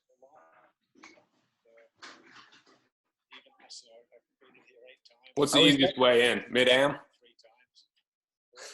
Yeah. Just, No, probably Latin American amateur. Win the Sanderson. wow. Take that back. Is that a cheap shot? Yeah. Does that get you Shannon Sanderson? Yeah, well, it does this year for the first time. Cam Champ will be there thanks to winning the Sanderson. Wait. That's not correct. Is that Austin correct? Field, yeah. Are you done with your Michelob The last Ultra? year that it didn't qualify you. Take it all back. Delete that for Dylan's credibility Why purposes. did you do it so hard, Dylan? Basketball. Did you finish your Michelob Ultra yet? 25 ounces, baby. Look at that beauty. Because I am. I'm getting there. I probably got about 2 ounces left. I'm done with 3. What? So, Woo. 36. 9 behind you. Do you think that's the gentlest behind you. lag that Tiger has ever hit from 12 feet or whatever that was? It's almost That- like I don't want to hold this putt. Yeah. 17 is a scary green, though. I don't blame him. That green is nasty. but you hate the hole. I do. There's nothing artful about the 17th hole at Augusta National. I always think it's a little. It's just too. It feels too similar to 14 for me. I know. Neither one of them really works. Well, the 14 green is so bad it's good. I think your close personal friend Ben Crenshaw would like to do it. But yeah, he's made some important putts there at 17. There's no doubt. Frankie with a birdie on 17 that he can't feel good about. Give what you got to take what the land gives you, Alan. I guess. I don't know. What Well, kind of- I mean, what no, kind you but make in there. fairness, the great holes wouldn't be great if, you know what I mean? Like, Yeah. those holes are so great because of the 2 or 3 not so great holes that they worked it around. Does this commentating team represent six different states right now? John's in Texas, Yeah. right? We've got Texas, California, New Jersey, Pennsylvania, Massachusetts, a lot of East Coast bias, and Wisconsin. You're balancing us out nicely. All right, Brooks here, approaching the 18th. Beautiful spot, 124, just a wedge. Smooth. I mean, to a good spot, to a really good spot. Unlucky, right, that he doesn't get closer, because if he hits it shorter, he's closer. If he hits it If the further, longer, he's closer. Yeah, I agree. But that's splitting hairs at this point. He doesn't need to get closer to make birdie. He just needs to make a good putt. again, a little baby wedge into 18. It's like that hole's just lame. It's not All the right, whole- so Tiger Woods moving to the 18th tee with a 2-shot lead.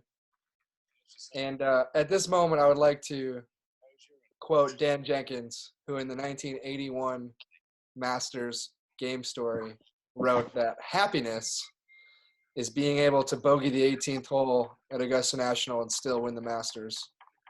I'm obsessed with that line. If you're Joe LaCava, what are you gonna? And he's asking you driver 3-wood. What are you gonna give him here? 3-wood. 5-iron. I give him driver and just tell him to swing hard because when he swings hard, he hits that little putt. With you.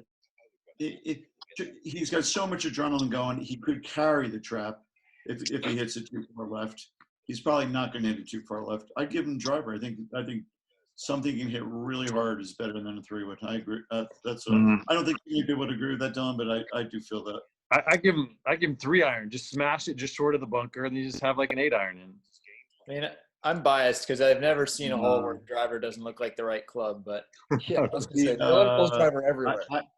No, Alan, I don't think you get 3-iron, 8-iron there. I think you're going to have 3-iron, 5-iron. You're going to be way short of that trap. You're up. Oh, look at that, up that hill. No. Well, I mean, I'm accounting for the adrenaline too, but there you go. Looks like a 3-wood tee to me. I'm excited to watch these next 2 shots. These I've definitely never seen. Yeah. These are definitely add some intrigue. It does get interesting here. What's he trying to do here? Is he trying to hit a little slice? Yeah. I mean, He's it aiming looks good. left edge of the bunker. It's just that it doesn't go anywhere. Yeah, Joey. Light's kind of fine. I mean, he's in the fairway technically. I guess he is in the fairway. So maybe 3-wood's the wrong club. I don't know if he just hit a little spinny cut there and just didn't hit it anywhere or what. So far back. It's kind of like his drive on 15. It's sort of the same swing. Yeah. Definitely. I feel like I'm getting the full experience here at the Masters with Tiger and his red and his long turtleneck, and they're incredible. And, See, now this would add some credence to Bastel's take. Xander seems completely happy to have been involved and to have lost to Tiger in his red. I'm not sure Xander is the best barometer, though. Sure. It's only his second. Yeah. I think it's only his second Masters, right? So he's just happy to be there. Yeah. And he's coming back next year. Yeah. Okay. No, you're done. It's your homework.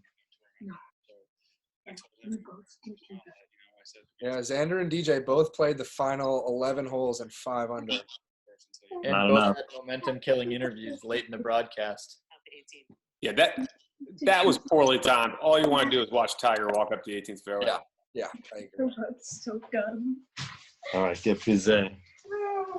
John, did you talk much with Xander about his Masters experience? And if so, what did he pick up?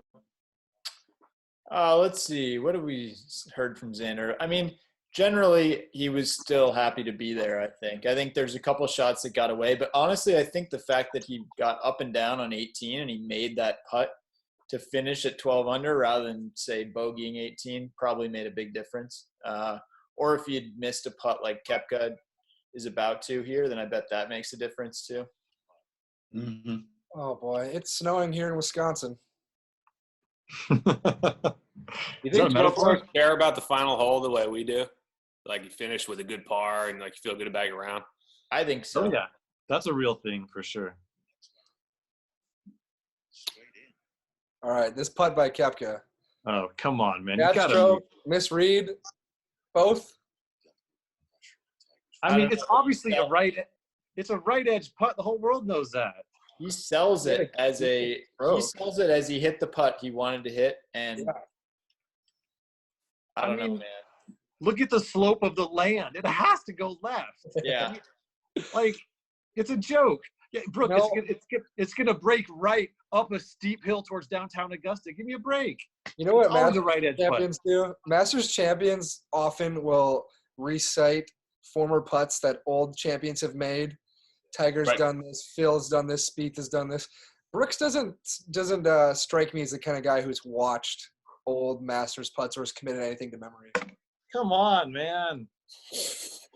Always going to break left. It's the stupidest reaction of the whole week. I mean, come on. So, yeah, where did he play that thing? Like left center? Dead straight? Sean, that was a lot like the Duval putt in 2001. Oh, yeah. It really was. And Venturi, you guys need to go back and listen to that. Venturi just crushed him. It was probably was probably a foot shorter, Duval's. Yeah. But the fact that he missed it, he just, for 2 holes, he couldn't let it go. Yeah.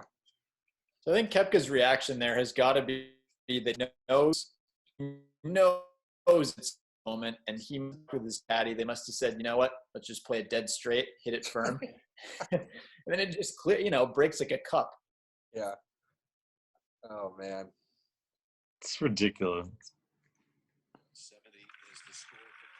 at this point, you guys, Basketball and Bamberger, you're both in the clubhouse. Nope, I'm Yeah. outside. I'm as So- close as I can be to the green. I'm basically the second row. There's a little hidden spot for reporters. So I came down here just because I wanted to watch 18 play out, and the energy was just off the charts. I had such FOMO at this point because I was still getting ready to press publish in the media center, and then I was just getting ready to dash out because I just wanted to be a part of this scene and kind of see it and feel it and hear it. The whole Woods family decked out in their Nike gear. A lot of red. Charlie's got the backwards hat. Is he the cutest kid in golf right now? He's the He's up happiest there. kid in golf. I'm going to abstain from answering that. Steiny, Greenspan. Oh, Pour one out for Glenn.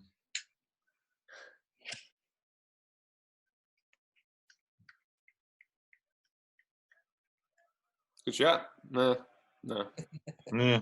What did he hit? He hit 3 with her? no. Did it come back? No. That's an iron. So Tiger only has 167 here. Tiger's about to hit a very, very poor golf shot. Yes. This is a bad shot. Really. I mean, he's got some tree troubles, right? He's got to either keep it under the branches or bend them around. It's not a super easy shot.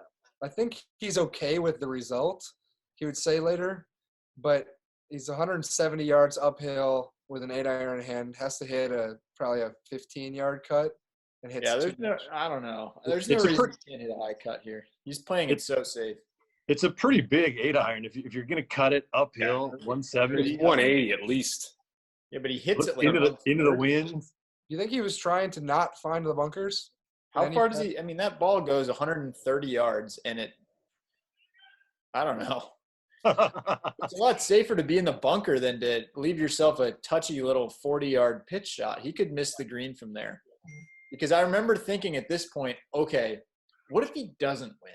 Yeah. Yeah. Because that's suddenly somewhat in play. It's still very unlikely. But if he doesn't win this one, I mean, that changes his career in some ways. My favorite part about this moment is that Ricky Fowler re-enters the locker room and he asks me to my face, how far is Tiger away from the hole? So Tiger's probably like 40 yards. And I remember telling him, oh, it's at least 80 yards. So I lost all credibility as a caddy or anyone that can measure a golf shot with how far Tiger is away by saying he's at 80 yards away. Todd Mitchell was less than 3. Or Todd Lewis, excuse me.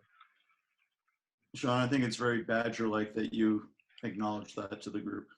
Yeah. I still can't shake the image of Tom Weisskopf being naked. I don't know if they're going to show Tita here, but she's so still. Yeah, I know. Just like Tiger on the golf course.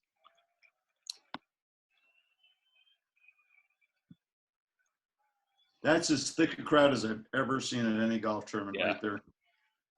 That's every person on the property, which is probably about 40,000.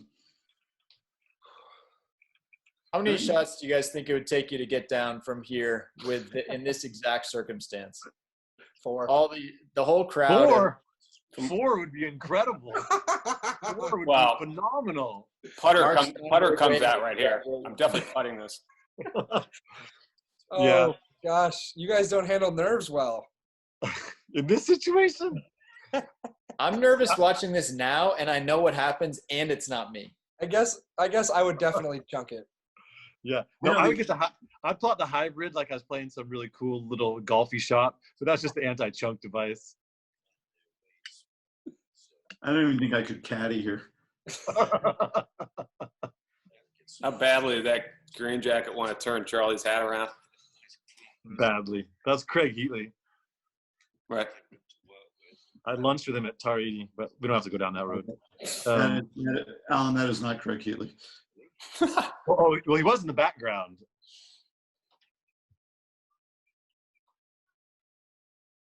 Craig Heatley is working on his Kiwi accent right now. Good shot, Tyler, actually. What do we give that shot? That's like a solid B. I mean, it's a good shot. Yeah. That's all I needed. At that point, he's left himself in such an awkward spot that's all he can do. He's got to play defense. That's Craig Heatley. Right behind Tita? Yeah, he is back there. But I was referring to the guy who was left. No. Different. No. All right. Dylan, while we watch the other guys putt out. Yeah, look at that gallery. Sorry. So you ended up staying in to see the final putt go. And then where do you go? Just the final putt. And then I think, so I realized I'd forgotten my tape recorder. So I grabbed my phone, which is the scariest thing I ever done. If anyone from Augusta is listening, I'm just kidding. This didn't actually happen. Pressed record on my phone, just dropped it into my pocket, and then boom, cruised out. And the scene that I came upon was unbelievable because I've never been in a place with such euphoria. Like I remember going to Red Sox games a lot growing up, and if the Red Sox won, basically 95% of the stadium would be really happy, but there were still some opposing fans. Here it was like everyone was collectively so happy, and everyone had the sense that they had seen something special that they would remember forever. No one wanted to leave the property. They were being ushered off because bad weather was coming in, but everyone just wanted to stay and soak it up and see where Tiger was. And I mean, I've never been in a scene like it. Well, you found Robbie McNamara, right? Or LaCava? I did. I found McNamara. He never talks on the record. He was excited to chat. LaCava was just holding court in the parking lot in the back of his courtesy car with the 18th flag was in the back of the car. I mean, it was just a crazy scene to come into. Don, I think there's one exception to what you just said, and I think Frankie Molinari summarized it to me lovely. You're part of a tournament that's going to be part of history, but at that moment, you're just pissed. He looks it too. He looks like Better Langer impression than Molinari, but yeah, maybe. It could be a little Henry Kissinger mixed in there. You know who was great was Patrick Reed. I mean, defending champion, he had to obviously put on a happy face, but he was he played the role well. He was chatty as could be, provided some good perspective. How great would Patty Harrington be as a Masters winner? How much fun would that be for the rest of his life? He deserves There's one person he'd I'd say Norman and Weisskopf and Miller, but Harrington. Yeah, he didn't have the heartbreaks. He didn't have the heartbreaks like those other guys. Great. All right, now let's talk about this putt that Tiger's about to hit because what does he have here? 15 feet? He's made this putt before to win the match. He wants to make this putt. But again, if it's anyone else, you're like, just let me just tap in the next one. And that's not what he does. He puts a little bit of juice into this thing because he's trying to make it. Yeah. So he's going to run it a couple feet by, and that's where Fowler had a little bit of reserve. Ricky Fowler's like, I would have probably legged it short of the hole here instead of running by the hole. John, I don't agree. I really don't think he's trying to make it. I think he's just trying to make sure it doesn't get away from him. I don't know. Oh, he was ready to fist pump that harder than he ever has before. For a downhill putt at Augusta, there's a little bit of hit in that stroke, I think. Yeah. Now everyone's like, "Oh my God, he could miss this!" Like the emotions flip to euphoria. There's like, wait a minute, is he not going to go bogey? Is he? Like, 3 feet's different than 2 feet, and 2 feet is different than 1 foot. And I think that little difference is what people were on edge about. I mean, it's Tiger Woods to win the Masters. You kind of know he's going to make it, but all of a sudden you're like, wait a minute, holy cow. Yeah, it was funny. One person turned around and said, when was the last time he missed a putt like that? And Keimer said never. And it's not that great of a quote, but Keimer had never a doubt. Does he not? He doesn't remember 2009 Barclays? Just thinking that could have been the greatest playoff of all time. It is. Well, I think Alan said this earlier, or Michael referred to it, but you know, when you're watching, and this used to be the case in the old media center when we were right next to the golf course, where you would hear the crowd reactions, you know, well before the broadcast feed, and that was definitely the case up in the clubhouse, where everyone was obviously sitting on the edges of their seat, but you knew what happened before you saw it on TV. Yeah, it was funny. Fowler, once he heard the crowd roar, he didn't even stay to watch the putt go in. He was out the door, ready to congratulate him.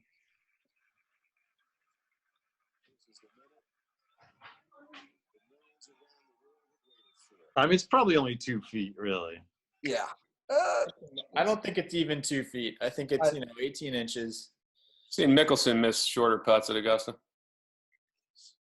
A return to glory. Dude, let Nance have his moment. Nance has his moment every single year. It's a good call. When do you think he had a return to glory queued up? At what point? Think he had that ready on Saturday? Oh, yeah. He writes this stuff out Saturday night. Yeah, but It's so hard to tell because he always plays it off like he says it just off the cuff. Yeah, he does a good job. He told me that he works on that stuff the night before. He told you that, but oh, what a hug with Joey. So he had a Xander call lined up on Saturday? I don't know about Xander, but the obvious one. Wow. Tiger's secondary fist pump saved so many, you know, magazine covers there. Yeah. Because the first reaction was a little muted, and then boom, he went back to it with the full. Yeah. Look at these kids. Yeah, this is such an incredible moment. I mean, no one could watch this without tearing up. Look at Jack Tiger is. Absolutely ripped. I did feel like his hug with Sam was really, really long here. Hey, there I am. You can see me in the background. Oh, yeah. Right past the ladder. I sneaked in there because I wanted to catch the emotion of it all. I know that hair anywhere. That's right. Yeah, devastatingly handsome. The hug with McNamara is really something special too. Yeah, it really is. Because I think people have just finally started to see, like, kind of the last year how tight those guys are and how they're his best friend. Who are these folks, you know? Greenspan was crying like a baby. He was bawling. Just bawling. Well, poor guy, you know? He's one of 8 people hugged by Tiger after winning the Masters, and then less than a year later, he's off the team. Little known fact is that Tiger whispered in his ear, "I knew it was you, Fredo." Oh my God! This is where the goosebumps come, though. Oh, you kidding me? This is awesome. This is where everyone in the locker room ran up to the windows to watch this walk. It kind of broke down even for Augusta. So I came up that tunnel. There was about 30 people, green jackets and photographers. I was walking behind all that. It was awesome. You could feel it in your chest. Charlie just swagging all over the place. I love so much that they don't do the whole, you know, they don't look like they're going to Easter brunch, Tiger's kids. You know, Charlie looks like he would look if he rolled out of his, you know, room and he was going to go putt with Tiger in the backyard. Yeah. How about Justin Thomas's father getting a big not the greatest high five here, but one of the first ones before any of the players. Look how perfect his gait is. Oh, right in the center of the ropes, not towards any side. Yeah, you've just had a really long 8 days, and he's walking perfectly. I'm hanging on every bit of your narration because my stream is frozen up on me. Well, Brooks kept. You have to carry me home. I love the crew here. He gives high fives to Xander, Ricky, Bubba, JT, daps up Brooks, and then there's Poulter there, a guy who Tiger has never been like that tight with. Bernard Langer. escapes. Here comes an awkward kind of fist bump thing with Tom Rinaldi. Oh, I've never even seen that. That's so good. The thing with Brooks was a little bit like, to Koepka, it seemed he was like, yeah, all right, I guess I have to technically dap you up here, but I'm pretty happy about it. Oh, man. Well, everybody else has got a green coat, and Koepka doesn't, so he's sort of odd man out that way. Excuse me, Poulter, pardon me. I definitely exited the locker room around this point. Actually, no, I stayed in for a little bit, but whenever I went to exit the locker room, I think it was during the Butler cabin interview, it felt like no one knew what to do. You're just kind of standing around like Zach Johnson's just hanging out. Like, what do we do now, guys? Tiger just won the Masters. What's our response? Yeah. Plus, it was like 2:30 in the afternoon. It was still so early. It just felt weird. Yeah. Can you guys give me a timestamp? Where you at? We are currently at 5 hours, 32 minutes, and 20 seconds. They end up ushering Tita and the kids into that room that Shipmek was talking about.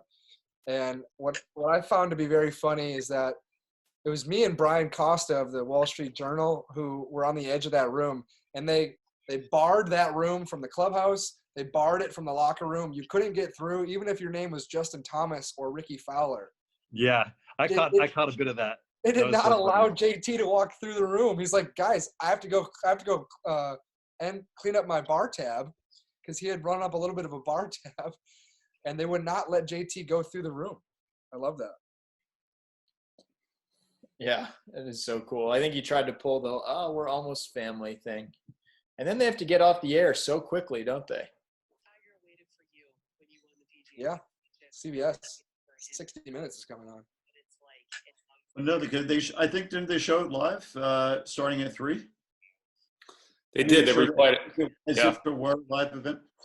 And Yep. also we'd hear from Brooks Koepka. To have the injuries and be out as long as he has, Um, come back and do what he's done it's been impressive. It's been fun to watch, and I'm sure this isn't the first. that putt on 18, you've told me before, you have feelings inside. You just choose not to show them outwardly. What were you feeling over that putt on 18, and what did you see? I don't know if I can say that on that air, but yeah, I watched Bolt's putt. It just kind of looked like it snuck right a little bit, and Oh, come on. it goes left. Snuck right. Tigers kind of hang out there too. Mine just decided to snap, but I had a good putt. That's another incredible major I championship. hit a good putt. Every golfer always likes to say Not that they hit great. a good putt. It was kind of out of their hands. They did what they tried to do. Tigers kind of hang out there too. Mine just decided to snap, but thought I had a good putt. Brooks, another incredible major championship performance. Jim? When in a little bit here, he's going to say 18's a lot closer than people realize. And I think that's one of the great quotes of the night. Actually, this guy knows so much about what it's like to be a jock, contend, and have confidence, and know where your golf game is. And I just thought that was quite a statement when Koepka said that. Even though I don't really believe it myself, but from him, it was a very big statement. I didn't even hear him say that. I've never known that. I don't know what the setting was where he said it, but he did. Michael, who are you talking to at this point? I think I'm really just watching. I was as near to that clubhouse as you could be. I think I definitely was on that line when they were walking in, but I don't think I was talking to anybody, just watching. The scene I'll never forget is being out on that back veranda as Tiger made the walk from the 18th green Cool. down to the scorer's cabin.